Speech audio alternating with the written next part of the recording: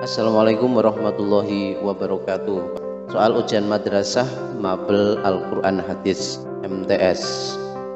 1. Secara garis besar hukum bacaan mad dapat dibagi menjadi A. 2 bagian. Soal nomor 2. Cermati huruf-huruf hijaiyah di bawah ini. 1. Ya, wawu, mem, nun. 2. Kaf, ha, ya, ain. 3. Alif, wawu, ya. 4. Ba, jim, dal. Huruf-huruf hijaiyah di atas yang termasuk mad tabi'i adalah C3. Nomor 3. Menurut bahasa, mad berarti panjang, sedangkan lazim artinya A, pasti. 4. Mad tabi'i yang bertemu dengan huruf yang sukun dalam satu kata hukum bacaannya adalah C, mad lazim mukhaffaf ilmi. 5. Cermati ayat berikut. 1. Alhamdulillahirabbil alamin. 2. Fa idza ja'atit tammatul kubra. 3. Al-ana wa qad asaita. 4. Au amara bittaqwa. Di antara ayat di atas yang terdapat bacaan mad lazim mukhaffaf ilmi adalah C3. Nomor 6. Mad tabi'i yang bertemu dengan huruf yang bertasdid dalam satu kata dan cara membacanya wajib dipanjangkan, yaitu B3 alif. 7. Perhatikan lafaz berikut. Kafah, Toha, Yasin, Al-ana. Lafaz yang termasuk hukum bacaan mad lazim mustaqil ilmi adalah A1. 8. Lafaz fa idza ja'atis shakhah. Hukum bacaan yang bergaris bawah adalah mad lazim mustaqil ilmi. Cara membaca lafaz tersebut adalah D dipanjangkan 3 alif. 10. Perhatikan lafaz berikut. A. Toha. Hukum bacaan mad lazim mukhaffaf harfi terdapat pada nomor A1 dan 2. 11. Cara membaca lafaz tosin pada huruf sin adalah D 3 alif. 12. Kata mustaqil artinya adalah B diberatkan. Huruf hijaiyah berjumlah C 28 huruf. 14. Huruf hijaiyah permulaan surat berjumlah C 14 huruf. 15. Cermati huruf hijaiyah berikut ini. Ha, ro, ha, ya, ko. Bila terdapat di awal surat maka dibaca panjang A 2 harokat. 16. Lafaz alif lam mim. Ketika membacanya huruf lam diidghamkan kepada huruf mim dan dipanjangkan secara sempurna sesuai dengan kaidah ilmu tajwid, karena pada bacaan tersebut terdapat hukum bacaan D mad lazim mustaqil harfi. 17. Kebiasaan bahasa Arab yang menggunakan waktu asar untuk hal-hal yang tidak baik. Mereka berkumpul bercerita tentang asal-usul nenek moyang mereka, harta, dan urusan sehari-hari. Karena banyaknya percakapan, akhirnya terjadi perselisihan. Lalu sebagian mereka ada yang mengutuk waktu asar. Waktu asar adalah waktu yang berbahaya atau waktu naas, banyak bahaya yang terjadi. Hal tersebut menjadi sebab turunnya surat C Al-Asr. 18. Perhatikan ayat berikut. Innal insana lafi khusrin. Kandungan ayat tersebut adalah B, banyak manusia yang merugi. Cermati ayat berikut. Illal ladzina amanu wa 'amilus sholihat. Arti lafaz yang bergaris bawah adalah B, orang-orang yang beriman.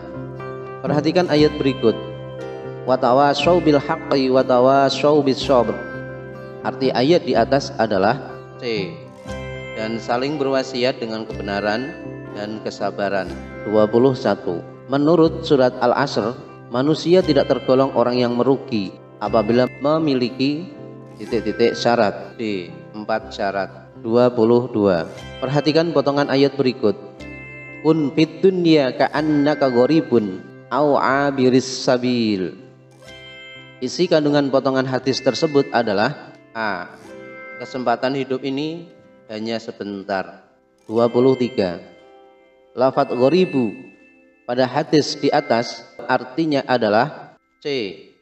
Orang asing. 24. Berikut ini lafadz yang berarti orang yang melewati suatu jalan adalah D. Abiris sabil. 25. Perhatikan potongan ayat berikut. Idza amsaita fala tangtadziris sobah. Arti potongan hadis tersebut adalah B. Apabila kamu berada di sore hari, janganlah kamu menunggu melakukan sesuatu hingga pagi mendatang. 26. Perhatikan potongan hadis berikut ini. Wahud min titik-titik lima rawdika. Lafadz yang tepat untuk melengkapi hadis tersebut adalah C. Sihatika.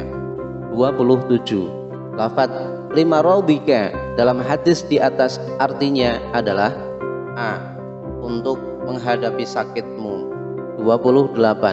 Perhatikan potongan hadis berikut. Waman hayatika limawanika. Artinya adalah B. Manfaatkanlah masa hidupmu sebelum datang kematianmu. 29. Lafadz limawanika artinya adalah C. Untuk menghadapi matimu. 30.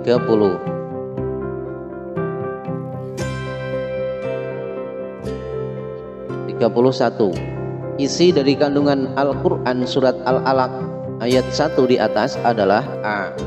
Perintah untuk belajar. 32. Lafadz kholaq artinya adalah B. Menciptakan. 33. Ayat qauliyah adalah tanda-tanda kebesaran Allah berupa C. Al-Quran.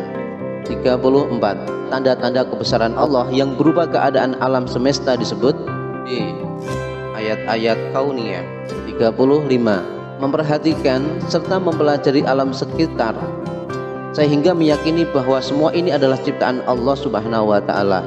Hal ini adalah termasuk salah satu penerapan dari A. Surat Al-Alaq ayat pertama. 36. Perhatikan ayat berikut. Khalaqal insana min 'alaq artinya adalah B. Menciptakan manusia dari segumpal darah. 37. Lafadz 'alaqa pada ayat di atas artinya adalah C. Segumpal darah. 38. Perhatikan ayat berikut. Iqra wa rabbukal akram. Artinya yang tepat pada ayat tersebut adalah A. Bacalah dan Tuhanmu lah yang maha mulia. 39. Cermati ayat berikut. Alladzi 'allama bil qalam. Lafadz 'allama artinya adalah B. Mengajarkan. 40. Adapun lafadz al-akram dalam surat Al-Alaq ayat 3 artinya B. Maha mulia. 41. Perhatikan ayat berikut. 'Allamal insana ma lam ya'lam. Terjemahan ayat tersebut adalah C. Dialah yang telah mengajarkan manusia apa yang tidak diketahui. 42. Kandungan Al-Quran surat Al-Alaq ayat 5 adalah A. Sumber segala ilmu adalah berasal dari Allah Subhanahu wa taala. 43. Selain belajar ilmu agama, kita juga dianjurkan untuk belajar ilmu-ilmu umum. Hal ini adalah salah satu penerapan dari Al-Quran surat B. Surat Al-Alaq. 44. Zahrah adalah peserta didik MTS Sanawiyah yang tergolong disiplin dan berakhlak mulia. Setiap tugas yang diberikan diselesaikannya dengan tepat waktu. Karena menunda pekerjaan menurutnya adalah membuat dirinya susah. Perilaku Zahra tersebut adalah merupakan dari kandungan Al-Quran surat D. Al-Asr. 45. Perhatikan hadis berikut. Thalabul ilmi fardhatun ala kulli muslimin. Kandungan hadis tersebut adalah C. Kewajiban untuk mencari ilmu. 46. Lafadz fardhatun pada hadis di atas terjemahannya adalah A. Wajib. 47. Perhatikan hadis berikut. Wa wadhi'ul ilmi inda ghairi ahlihi kamuqallidil khanaziril jawhara wal lu'lu wad dhahab. Rawahu Ibnu Majah. Kandungan hadis tersebut adalah B. Ilmu harus disampaikan sesuai dengan cara berpikir si penerima ilmu. 48. lafadz walu'lu' wadzahab artinya adalah di mutiara atau emas. 49. Rasulullah Shallallahu Alaihi Wasallam menyatakan bahwa menuntut ilmu lebih besar pahalanya daripada sholat sunnah 100 rakaat. Pernyataan tersebut ialah B. Betapa besarnya pahala orang yang menuntut ilmu. 50. Orang yang menuntut ilmu tergolong orang yang menghargai waktu karena A. Menuntut ilmu adalah salah satu bentuk atau cara memanfaatkan waktu. Sekian, semoga bermanfaat. Salam sukses dalam menyambut ujian madrasah.